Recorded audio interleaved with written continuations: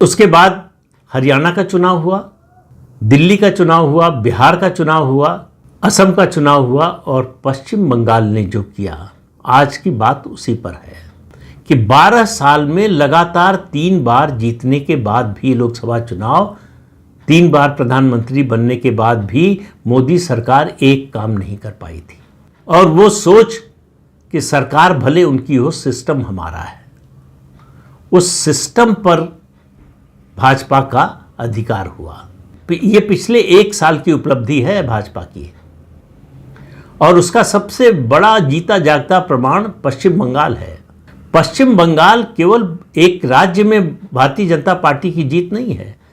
ये भी नहीं है कि पश्चिम बंगाल जैसे राज्य में पहली बार भाजपा का मुख्यमंत्री बना है, उसकी सरकार बनी है।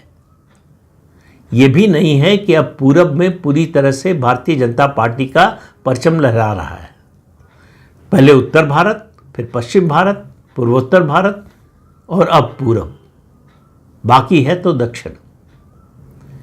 और पश्चिम बंगाल आप मानकर चलिए कि दक्षिण भारत में भारतीय जनता पार्टी का दरवाज़ा खोलेगा। लेकिन आज इसकी भी बात नहीं कर रहा हूँ।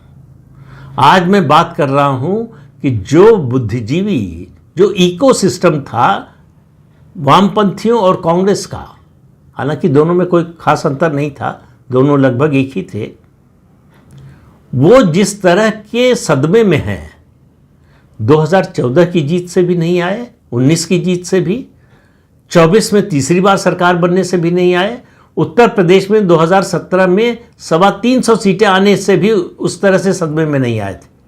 उन सबको लगता था उस समय, इन सब विजय के समय उनको लगता था कि समय है, निकल जाएगा।